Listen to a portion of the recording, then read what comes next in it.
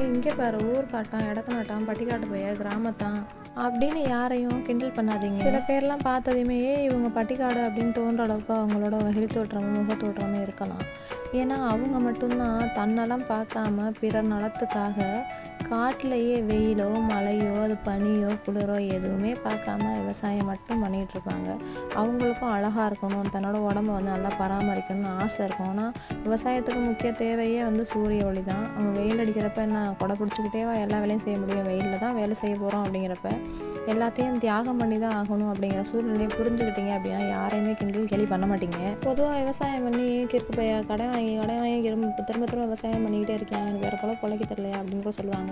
வேலை பிழைக்க தெரியாமல் கிடையாது, விவசாயத்தை கைவிட முடியாமல் விவசாயத்தை திரும்ப திரும்ப செஞ்சுக்கிட்டே இருக்கான். அது மாதிரி ஒரு விவசாயத்தை வேணாம் கைவிட்டலாம் நினச்சாலும் நம்ம சாப்பாட்டுக்கு என்ன பண்ணுவோங்கிறத யோசிச்சு பார்த்துங்க. எந்த விவசாயமே மட்டும் பேசாதீங்க. பிடிச்சதை லைக் பண்ணுங்கள். தேங்க்யூ.